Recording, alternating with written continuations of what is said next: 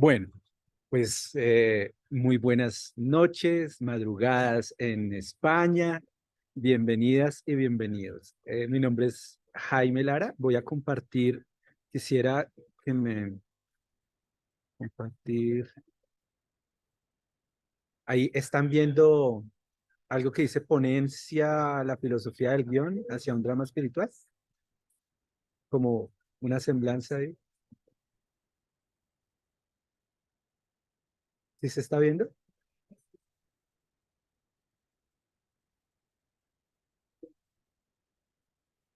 Sí, sí lo Sí. vemos. Y ahí que están viendo. La página es como una portada. Creo que es tu Ah, bueno, currículum. en este momento están viendo eso. Ok, Sí. es que me cambié de escritorio, entonces quería estar seguro de que no se cambiara eso que ustedes ven ahí. Bueno, entonces sí, pues mi nombre es Jaime Lara, yo soy docente, pero pues soy investigador, guionista, director, productor y montajista de cine. Hago parte de la Academia Colombiana de Artes y Ciencias Cinematográficas como montajista. Tengo un cuarto de guionistas que se llama Tres Plumas para un Guión, en donde escribo por encargo. Y también escribo pues mis guiones. Mm, Siempre he sido investigador, que es un poco de lo que vamos a hablar hoy y otras cosas. Eh, Produzco los proyectos míos, no produzco por encargo, y lo mismo me pasa con la dirección. Eh, Soy estudiante, seguiré siendo estudiante, ¿no? Y docente en tres universidades diferentes acá en Colombia. Eh, en este momento curso una titulación de doble doctoral, una en pensamiento complejo en México y otra en filosofía en la UCLA, pero es como un programa de doble titulación con la misma tesis que se llama el drama espiritual. Tengo pues un máster en escritura de guiones cinematográficos o para cine, para audiovisuales, y pues más o menos eso es un poco así eh, mi perfil. El drama espiritual o caminando por el drama. Digamos que hoy les voy a hablar de eso que estoy desarrollando como tesis doctoral que se llama el drama espiritual y que ya estoy poniendo en práctica en diferentes producciones, ¿no? Y me pidieron el favor de compartir esta información con ustedes o esta investigación en lo que va y sobre todo para dónde va, ¿no? ¿Qué se busca con el llamado drama espiritual? Eh, ¿Qué necesidad se quiere como cubrir en la humanidad o como aliviar para la humanidad con este drama, ¿no? Con este tipo de escritura dramática para cine o para cualquier obra dramática, ¿no? No necesariamente para cine, también funciona muy bien para estructuras televisivas o para arte dramático también, ¿no? Arte dramático me refiero al teatro. Y en este Caminando por el Drama, pues les tengo o les debo hablar un poco de cómo llegué a, al drama espiritual.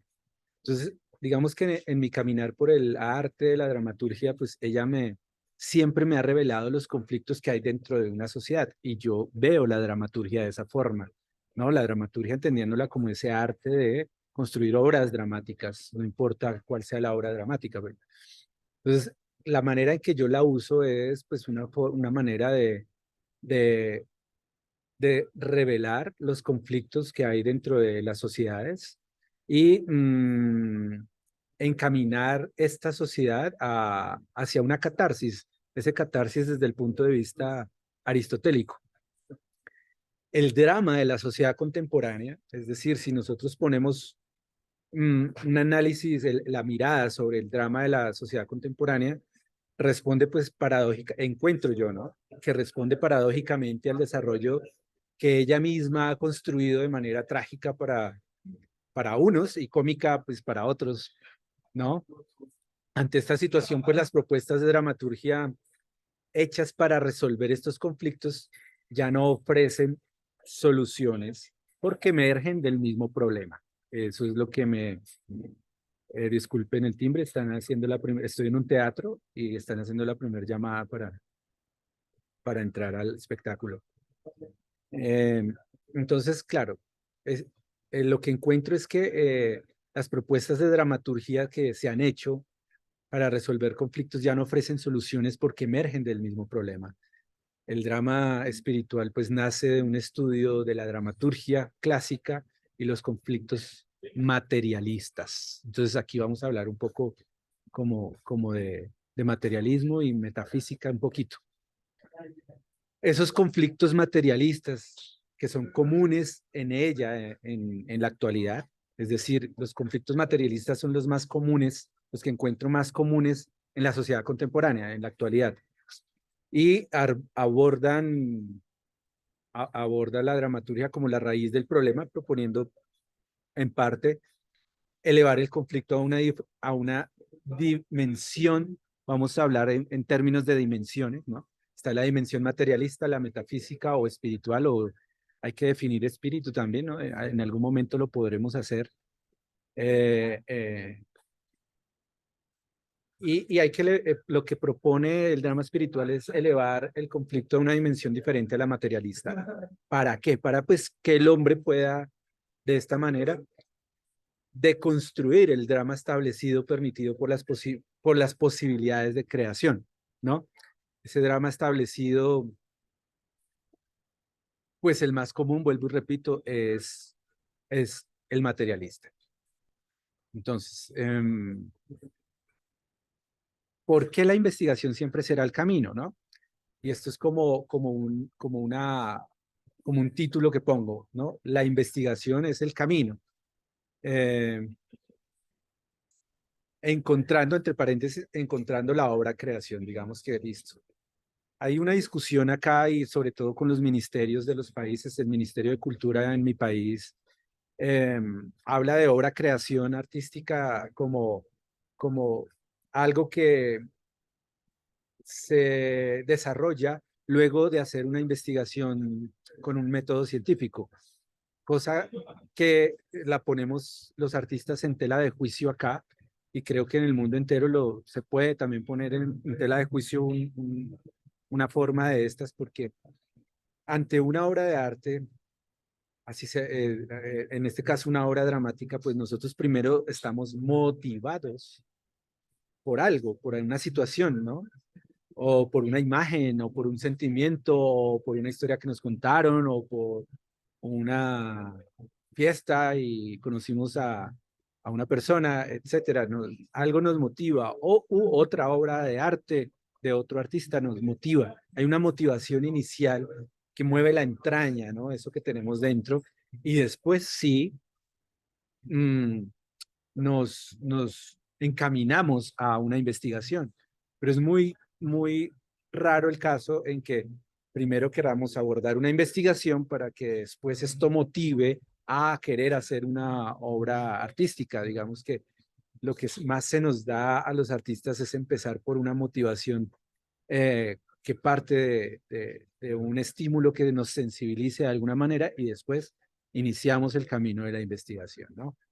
Entonces, voy a ir contando cómo la curiosidad me ha llevado a esto de lo que yo vengo a hablar hoy, un poco a esto de lo que yo llamo el drama espiritual y por qué no lo busqué. Yo no busqué el drama, sino que él se fue revelando y de hecho yo fui consciente de que se estaba revelando en algún momento y seguí, lo olfateé, lo fui observando y fueron realmente las personas que me rodeaban las que se dieron cuenta de esa revelación, ¿sí? Las que me llevaron realmente a indicarme que había un drama espiritual o metafísico dentro de todo lo que yo escribía y posteriormente investigaba. Entonces, digamos que voy a poner como el camino que me llevó y ese camino tiene un inicio, ¿no? Y eh, ese inicio fue un documental que quise hacer en el año 2006 que se llamaba Irreversible. Estaba hace unos minutos, muy a las 8 de la noche, muy a las 7:59, hablando con Carmen, aquí presente, nuestra compañera, y ella me decía algo importante, ¿no? Me hablaba sobre la situación de los países latinoamericanos, o sea, es inevitable, estamos en este territorio geográfico, pues es inevitable hablar de esta situación. En mi caso, hablar desde un pitch que presenté sobre la historia del oro en mi país, ¿no? O sea, cómo vinieron a llevarse el oro en algún momento los españoles y luego, posteriormente, siglo y algo después, eh, o siglos después, siguen la misma dinámica otras entidades. En este caso, nombro una aquí que se llama la Anglo-Gold Ashanti, que es sudafricana, con con eh, socios canadienses. Ellos son extractores de oro y practican la megaminería, también conocida como extracción, como mina a cielo abierto, como minería a cielo abierto, o también se le conoce como minería moderna, ¿no? Entonces, en esa ocasión yo investigué y encontré la relación que había entre esta empresa extractora, esta entidad extractora de oro, y su relación con el conflicto armado en muchos territorios. Que ocasionaba esa relación, ocasionaba desplazamientos forzados, desapariciones forzadas de personas, amenazas, eh, grupos armados al margen de la ley, etcétera, etcétera, etcétera. Entonces empecé a investigar y ellos estaban proponiendo, estaban en un territorio ubicados en Colombia, en el Magdalena Medio, iban y tenían toda la intención de ubicarse con una de las minas que iba a ser la más grande de las más grandes del mundo. Se iban a ubicar en otro territorio colombiano que se llama Cajamarca, en el Tolima. Y, y pues era evidente que esta situación de orden público iba a seguir igual o peor. Entonces, digamos que en ese orden de ideas empecé a investigar y encontré como muchos nombres de muchas personas que trabajaban para el gobierno en su momento y que se estaban llevando esta información de megaminería, del medio ambiente, además trabajaban para el medio ambiente, se llevaban esta información de minería a, a, a ser usada dentro de las entidades como la Anglo Ashanti, es decir, personas que trabajaban en los ministerios, como los mismos ministros, después renunciaban se llevaban esa información y se iban a trabajar como asesores legales o como gerentes de estas entidades extractoras del medio ambiente, ¿no? Entonces, eso es un fenómeno que se llama el fenómeno, o le dicen el fenómeno de las puertas giratorias, cuando estas personas salen de un lado y entran como al campo opuesto con esa información, se llevan una información secreta y la utilizan para lucrarse, ¿no? Entonces yo tuve como el acceso a muchos nombres que encontré y por esto empecé a recibir como llamados de atención, llamémoslo así, ¿no? Pero no decirlo de otra manera, como, como, como llamados de atención sobre que debía cuidarme, como que no debía hablar mucho de estos temas en esos, en un contexto determinado dentro del país. Entonces empecé, empecé como a, a guardar esa información, ¿cierto? Que aquí les estoy mostrando como parte de noticias de periódicos sobre la colosa, que era esa intención de mina que iban a hacer, etcétera. Y entonces empecé a usar la dramaturgia para revelar, mmm, para que ella me ayudara a revelar eh, la posición de los personajes que estaban en un escenario dramático dentro de mi territorio, que era mi país. Entonces, como dice el dramaturgo colombiano Marco Antonio López Salamanca, por los actos se conoce al personaje, ¿no? Más que por otra cosa, por sus actos, por su accionar, por su acción. Entonces, claro, entendiendo que en el drama, en un drama, el protagonista no es un tema de buenos y malos, ¿no? No es un tema de que el protagonista sea el bueno y el antagonista sea el malo, sino es un tema de que el protagonista tiene un objetivo principal desde el punto de vista aristotélico y lineal. El protagonista tiene un objetivo principal y el antagonista no es el malo, sino es aquel que se opone a que este protagonista logre su objetivo, ¿cierto? En eso me imagino que todos estamos claros, porque conocemos las estructuras dramáticas. Entonces, si ustedes ven ese mapa de Colombia, lo que está en negro es lo que está libre de minería, pero eso era para el año 2020. Y lo que no está en negro es lo que son los títulos mineros asignados por el gobierno en ese año para poder extraer ya sea oro u otros minerales o metales. Entonces, me puse del lado de las personas, para mí, entonces me puse del lado de las personas que defendían la vida y que defienden la vida desde todo punto de vista, ¿no? Entonces encontré que estas personas que defienden la vida en primera fila eh, son los indígenas, las comunidades ancestrales que aún siguen en pie en nuestros territorios. Ese es su objetivo principal, la defensa de la vida, no es otro.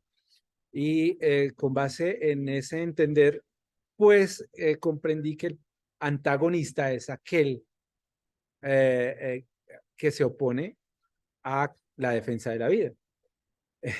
Por eso el antagonista para mí en esta obra dramática era este tipo de empresas extractoras o estos tipos de personajes que realmente iban en contra del medio ambiente, del agua, de la vida, etcétera. Entonces, ahí empieza como a armarse el drama, ¿no? El drama. Pero aparte de eso también está eh, algo importante para mí y es que en la complejidad eh, en la complejidad todo está conectado y relacionado entre sí. Entonces yo no podía, pues, hablar de una espiritualidad o de algo metafísico mm, si no creyera en que puede que exista. Así yo fuera el más materialista, si soy investigador científico, si soy investigador y tengo método científico, yo me debería permitir la posibilidad de la existencia de eso que yo no creo. Solo así, ese tema en que yo no creo es digno de ser investigado, ¿no? De ser abordado desde un pensamiento científico, desde un pensamiento de un investigador.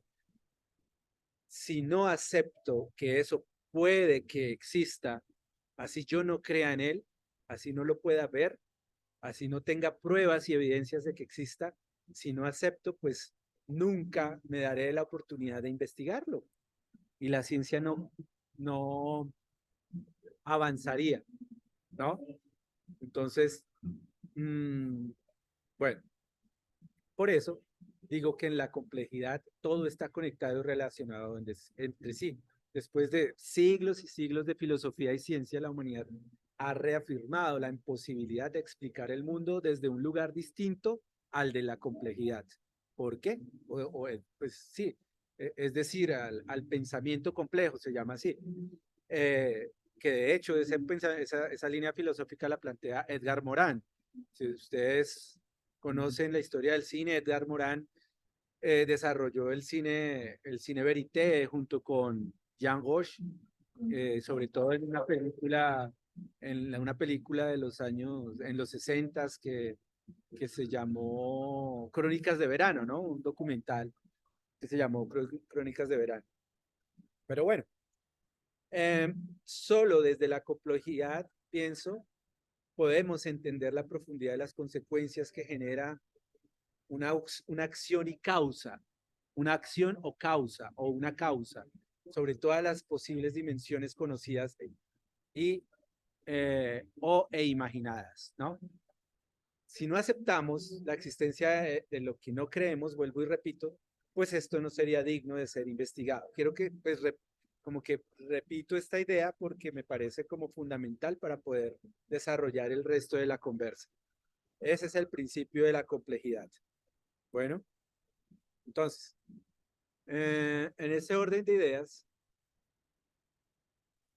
el mundo guayú y los sueños y la herencia de la lanía. ¿Por qué por qué estoy hablando del mundo guayú, de los sueños y la herencia de la lanía?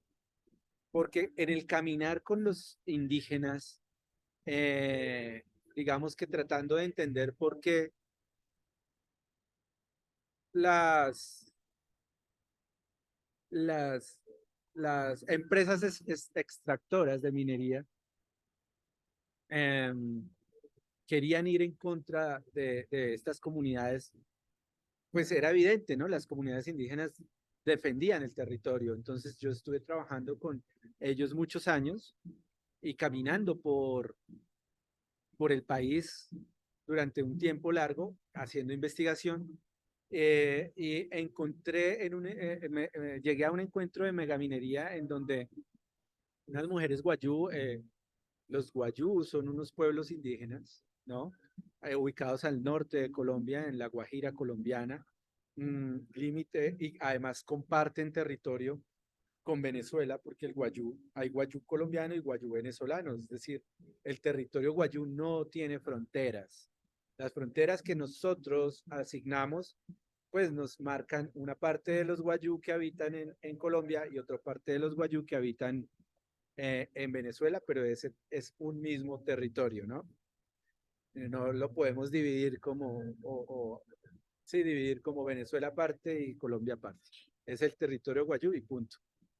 Entonces, digamos que allá existe una mina a cielo abierto, la más grande del mundo de carbón, que se llama el Cerrejón. Y el Cerrejón está en toda la mitad del territorio ancestral guayú. Entonces, digamos que las mujeres guayú que fueron a este encuentro de minería llegaron a decir que tenían un problema porque por el actuar de la mina en su territorio y por las explosiones de la mina, para ellas se les había desequilibrado su universo natural y habían perdido la posibilidad, los sueños, habían perdido la forma de soñar en las noches y no sabían cómo denunciar esto, ¿no? Que esto era muy importante para su cosmogonía, para su forma de ver el mundo. Yo inicialmente no entendía como este tema de que, bueno, pues si alguien no puede soñar, que no hay mucho problema, algún día pues habrá silencio y soñará. El tema es que no era tan sencillo, investigué, y el tema es que en la cosmogonía guayú, las mujeres guayú son las que más sueñan, y sueñan, y al soñar se conectan con los espíritus maternos, porque es un matriarcado, con los espíritus maternos, y los espíritus maternos envían mensajes a las mujeres en estos sueños, y estos mensajes, cuando la mujer despierta, comparte los sueños con la comunidad. La comunidad interpreta los sueños y con base en la interpretación de los sueños pueden definir el quehacer del día a día. Es decir, si alguien tiene que ir a ordeñar, si alguien tiene que cultivar o si alguien tiene que, en fin, las acciones de las mujeres y de los hombres y de los ancianos y de los niños guayú son determinadas dependiendo de la interpretación que se hace de los sueños de las mujeres. Entonces comprendí el drama que existía en esta comunidad guayú por la pérdida de sus sueños. Y dije, aquí está la metáfora de mi documental, el que yo estaba haciendo sobre la megaminería, que básicamente como que hacía una gran metáfora y era un pueblo que no puede soñar por una mina que invade su territorio y eso se puede aplicar a todo Latinoamérica con el tema de la minería. Pierde sus sueños, ¿no? De manera metafórica. En este caso, pues era literal. Eh, entonces dije, aquí voy a convertir este acontecimiento en ficción o lo trataré de hacer ficción y puedo disfrazarlo un poco y dejar de exponerme a tanto peligro por las llamadas de atención sobre mi investigación para este documental que yo quería hacer, que se iba a llamar Irreversible. Entonces encontré este tema y escribí un acontecimiento. Escribí un acontecimiento, pero entendí que cuando el conflicto dramático deja de ser materialista, nace el drama psicológico. Esto pasa en Bergman. Bergman en los 70 encuentra el drama psicológico en sus personajes, pero tenemos que tener en cuenta que psiquis en los 70 era equivalente a espíritu. Así se concebía en los años 70. Entonces yo digo, cuando el conflicto dramático deja de ser materialista, nace el drama psicológico. Por eso el guión de Won Yasu, que es este corto con las mujeres guayú, encuentra el punto de inicio para ascender del drama psicológico a lo que yo llamaría el drama espiritual en nuestros días, ¿no? ¿Por qué? Porque no es materialista, no es, aquí el conflicto no es que los niños mueran por tomar agua contaminada por los líquidos de la mina, como sucede. El conflicto realmente no es la materia, no es la muerte de la carne, no es la pérdida de un territorio, no es que todo se conecta, ¿no? El conflicto no es la pérdida de dinero, no es la pérdida de unas casas, no es eso el conflicto. El conflicto es que no pueden comunicarse con sus espíritus. Entonces, construyo, construyo en ese orden de ideas el acontecimiento. Que el acontecimiento mío para esta película, para esta primer película en donde empiezo a identificar, donde se empieza a revelar el drama espiritual, dice, las mujeres guayú, del pueblo indígena guayú, horrorizadas al ver morir a sus niños por tomar el agua del manantial contaminado o contaminada por los líquidos provenientes de la mina de carbón, dejan de soñar en las noches y amanecen con la mente en blanco ante la comunidad que exige sus sueños para interpretarlos y con base en ello construir sus labores del día a día. Bueno, quiero hacer una pausa en este momento para que me confirmen si se está escuchando bien, si va bien la conversa o... Sí, te escuchamos, Bueno, perfecto. muchas gracias. De acá desde Caracas se te escucha muy bien. Gracias, Te, gracias. te escuchamos muy bien. Gracias. Muchas gracias. Gracias a ti, Jan. Bueno, entonces, ese es el acontecimiento, ¿no? Entonces, empezamos a entender ya de qué trata esto del drama espiritual. Entonces, ahí encontré también pues, un high concept, como lo llamamos, y le puse a este primera película, pues la vida se acaba al dejar de soñar, ¿no? Hay un teaser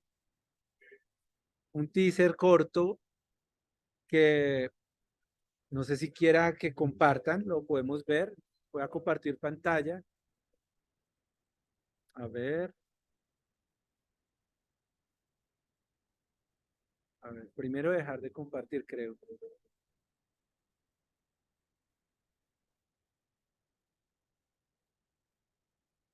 Y ahora,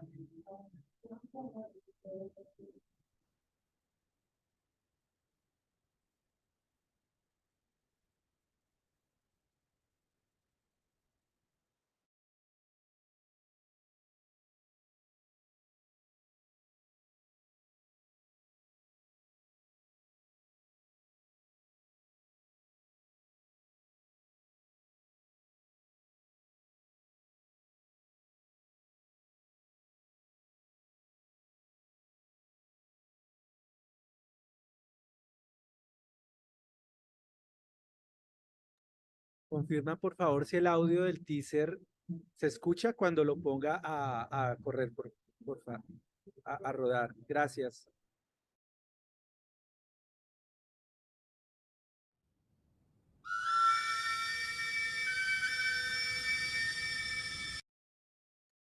Sí, se escucha, perfecto. Se escucha muy bien.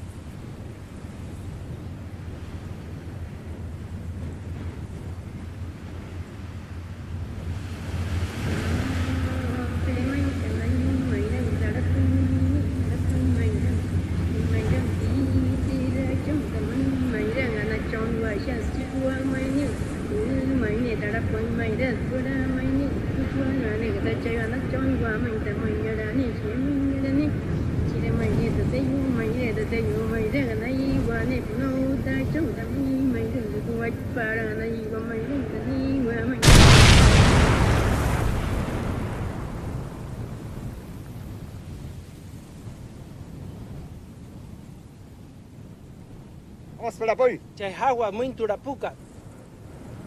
O no hay paturas pucarito.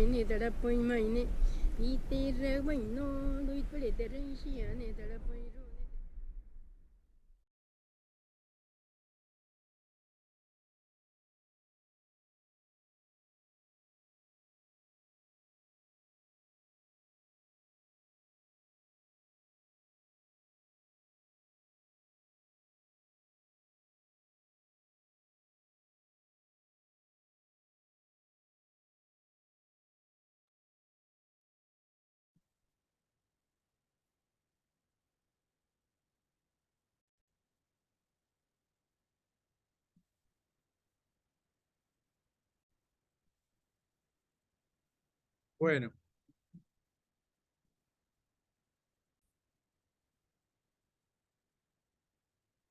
acá, ya me encontré. Entonces, continuando con este tema del drama espiritual, eso es Wonyasu. Luego, resulta que las personas que me rodean, ¿me están escuchando? Sí. Las personas que me rodean empiezan a entender o a ver en mi escritura este tema metafísico y los temas que me llaman la atención. Y lo propuse, me pareció interesante y lo propuse llevar un poco más allá y hacer una tesis doctoral sobre el tema. Este Resiliencia es un largo que ya está terminándose de escribir y vuelve a la comunidad Wayuu. El espíritu debe vivir. Entonces resulta que las comunidades indígenas Wayuu tienen una cosmogonía que dice que hay un lugar que se llama Jepirra, y Jepirra queda entre un lugar en La Guajira que se llama el Cabo de la Vela, entre el mar, el Cabo de la Vela es en el desierto, entre el Cabo de la Vela, entre el mar y entre el cielo, es como otra dimensión, a donde deben ir los espíritus una vez pasados por su segundo entierro. En la comunidad Wayuu entierran a una persona cuando muere y a los 7 años lo sacan y lo vuelven a enterrar. Ese es su segundo entierro. Solo después del segundo entierro y de haber sido enterrado en su territorio ancestral, pueden ir a Jepirra.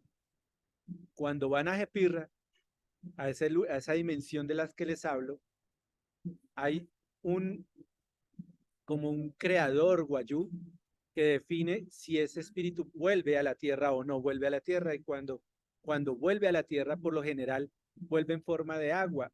Por la creencia guayú, el agua es lo masculino y la tierra es lo femenino. Entonces el agua baja, o sea, estos espíritus bajan en forma de agua, fecunda lo femenino y vuelve a haber vida, es decir, vuelve a haber equilibrio espiritual. Se dice que por la búsqueda de los guayú, de las nuevas generaciones guayú, por ir tras el mundo occidental y también por la violencia y el desplazamiento forzoso, se han ido muchas personas durante los últimos décadas del territorio guayú y no han vuelto y han muerto fuera de territorio, es decir, han sido sepultados o no han sido sepultados en su territorio, en su, en su, en su cementerio, en el cementerio de la familia, porque las familias cada una tiene un cementerio, cada clan, los llaman así clanes. Entonces, como no han sido sepultados en sus cementerios, pues no han ido a Jepirra.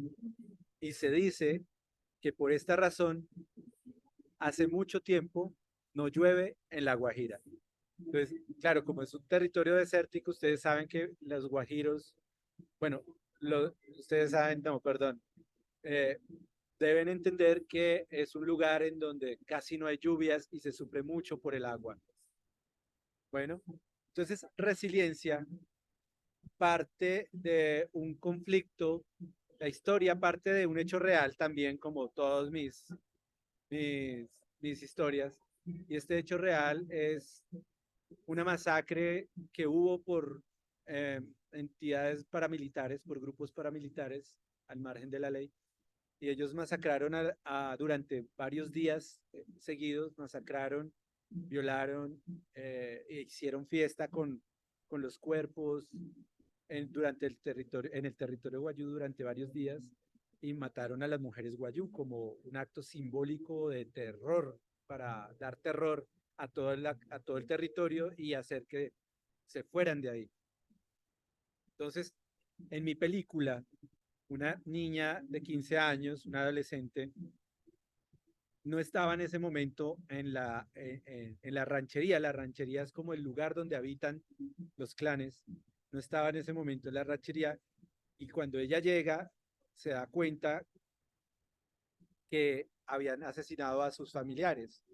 Entonces ella, antes de estar ahí, antes de darse cuenta de esto, estaba un poco poniendo en tela de juicio a sus dioses, al sol, al viento, al agua, al mar, cuestionándolos un poco de por qué les había tocado una vida tan dura y los ponía en tela de juicio. Entonces decía que no creía ya en los dioses guayú, estaba dejando de creer en su propia cosmogonía, como le pasa a las nuevas generaciones.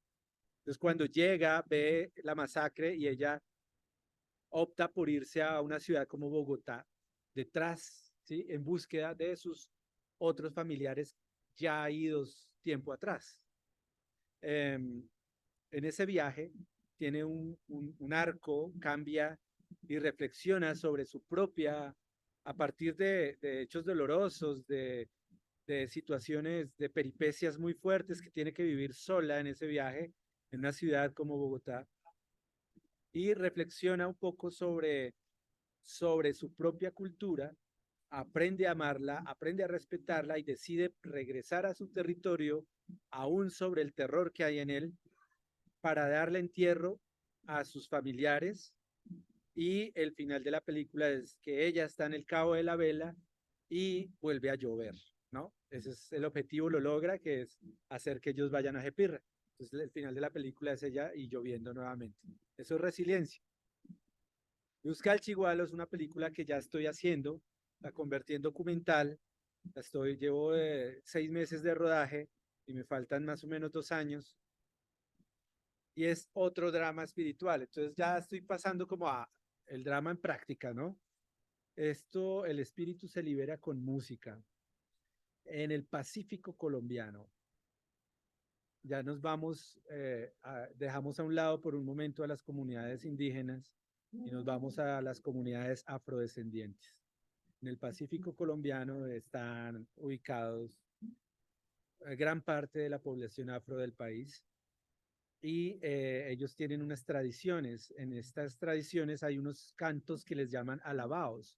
Estos alabaos se cantan cuando alguien muere y ellos celebran la muerte de una manera pues muy respetuosa. Celebran que cambia de plano astral, del mundo material a un mundo espiritual esta persona. Pero el chigualo, el alabao es un canto para adultos, para la muerte de un adulto. En este caso, el chigualo es un alabao para niños bebés que mueren. Y entonces ellos cantan porque celebran que el niño se va a convertir en ángel, asumiendo una realidad y es que el niño no ha cometido pecado durante su vida y por eso se van a celebrar, porque se va a convertir en ángel. Bueno, pues yo investigué el Chigualo un poco más atrás, desde la salida, desde cuando los reyes, princesas y reinas africanas estaban siendo secuestradas para posteriormente ser esclavizadas en América. Ellos y ellas ya celebraban el Chigualo. Entonces ahí nace una pregunta de investigación. La pregunta es, si ya celebraban el Chigualo, ¿qué celebraban? Porque todavía no había pasado la síncresis con la religión católica ni cristiana. Entonces no conocían el concepto de ángel, no podían celebrar que el niño iba a ser un ángel. Entonces encontré en la investigación en el África que ellos celebraban el Chigualo porque lo que celebraban era que el niño moría y por eso iba a ser un esclavo menos. Entonces celebraban que el niño iba a ser un esclavo menos. Y encontré un... Dime. Alguien dijo algo, pero no escuché. Bueno, entonces encontré un conflicto dramático muy profundo y muy fuerte para mi forma de ver las cosas y, y ese es el conflicto de esta película, el conflicto en el fondo que convertí en documental y ya estoy rodando, ¿no? Esa es ausencia, es con el chigualo, es otra película también con los afrodescendientes, el espíritu, sin espíritu no hay cuerpo, y el conflicto es ya con el alabao, es con adultos, en este caso ya es con adultos. Cuando alguien muere y van a cantar los alabaos, tiene que haber cuerpo. No se puede, las mujeres cantadoras no le pueden cantar sino solo a un cuerpo sin vida y de esta manera cerrar el ciclo espiritual. Si no hay cuerpo, no puede haber canto, no puede haber alabao, celebración del alabao. Entonces, la pregunta mía es, como en Colombia y en muchos lugares que han pasado por dictadura, pues hay fosas comunes. Entonces la pregunta era, ¿qué pasa cuando no hay cuerpo? Porque no se encuentra la fosa común y los cuerpos están desaparecidos.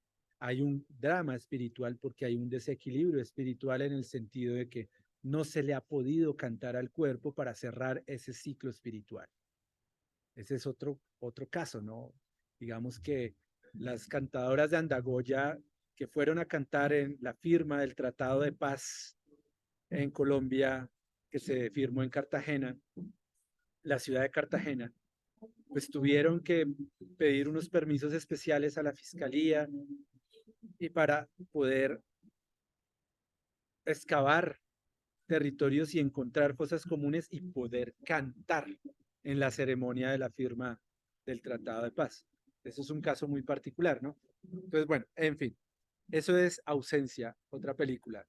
Y Oquedad es otra película que estoy produciendo actualmente, se está rodando desde hace también 4 meses más o menos, documental, que plantea Otro drama, la ausencia de cuerpo es la evidencia del crimen, planteo yo acá, ¿no?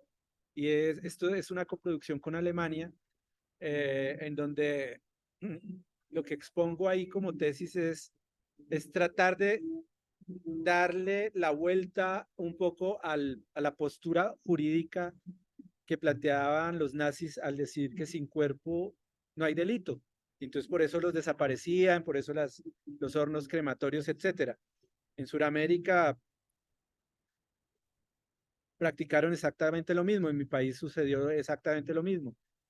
Desapariciones, cosas comunes, y hace unos meses encontraron hornos crematorios que habían sido usados durante mucho tiempo para desaparecer personas, porque sin cuerpo no hay delito. La Oquedad es una película documental que plantea todo lo contrario, que sin cuerpo, el no tener cuerpo es la evidencia del delito, precisamente porque cuando hice la investigación, o cuando en el momento en que empiezo a hacer la investigación encuentro que todo familiar que tiene un desaparecido en su familia, ¿cierto? Evidencia las 24 horas del día durante todos los días de su vida la presencia de su familiar. O sea, es más presente porque lo buscan por todo lado, por todo espacio, en cualquier objeto, en cualquier lugar, las 24 horas, y su vida, su objetivo principal cambia. Ya no quieren ir a bailar un fin de semana con sus amigos, lo que quieren es encontrar a su desaparecido. Entonces, la ausencia del cuerpo es la evidencia de un crimen. Eso es lo que quiero plantear desde lo jurídico en este documental que ya está siendo rodada. Y Material es nuevamente una película que parte, que va nuevamente a los indígenas, pero en este caso a los indígenas arahuacos, que son los de la Sierra Nevada de Santa Marta, también al norte de Colombia, en donde ellos ahí tienen comunidades como grupos especiales que tienen que viajar por el mundo despertando puntos energéticos del planeta. Si no lo logran, es como un deadline. Si no lo logran, eh, digamos que estamos en una decadencia profunda dentro de la sociedad, y esto seguiría así si no se logran despertar estos lugares energéticos. El tema es que hay casos en donde, por ejemplo, hace un par de años llegaron a Alemania y encontraron un punto energético que tenían que despertar con unos rituales, pero ahí había una base militar alemana, y pues ningún soldado, ningún hombre de ahí les iba a creer que ellos tenían que entrar a despertar unas energías en el territorio, ¿no? Para salvar el planeta. Entonces, ese es un poco el drama de esta película Material, ¿no? Que también ya está terminado su guión. Y con esto finalizo el encuentro de hoy. En 8 días tenemos la segunda hora de lo que es el drama espiritual. ¿Listo? Porque se nos acabó el tiempo. Son las 8:58, 8:59, es decir, ya llevamos la hora, y nos encontramos en 8 días a la misma hora, el próximo martes, para terminar la ponencia. ¿Listo? No sé si alguien tenga alguna pregunta, y damos unos minutos para alguna pregunta de lo que llevamos hasta el momento. Sí, gracias por la ponencia. Yo preguntaría si hay como algún momento donde vamos a poder contribuir o participar con nuestros proyectos o hacer preguntas relacionadas a nuestros proyectos, y cómo eso se aplica, o sea, cómo se puede aplicar digamos, esta teoría del drama espiritual, ¿no? Sí, pues mira que la intención realmente es llevar a la reflexión porque esa es la segunda parte, ¿no? Es reflexionar sobre por qué me atrevo a decir que es necesario, ¿sí? Empezar a migrar un poco del materialismo, porque el mundo necesita un poco este tipo de dramas y no el drama materialista, precisamente argumentando que el drama materialista nos ha llevado a donde hemos llegado como sociedad. Y también voy a hablar un poco de Brecht, ¿no? Del drama de Brecht, en el sentido que fue muy preciso y muy pertinente para su época. Y la lectura que hacemos con la dramaturgia de las necesidades de nuestra sociedad contemporánea son otras diferentes a lo que Brecht y el materialismo fue para su momento. Entonces necesitamos elevar el drama, esa es una de las reflexiones, a otro tipo de dimensiones.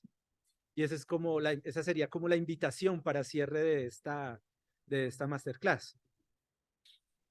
Pero pues lo veremos en 8 días.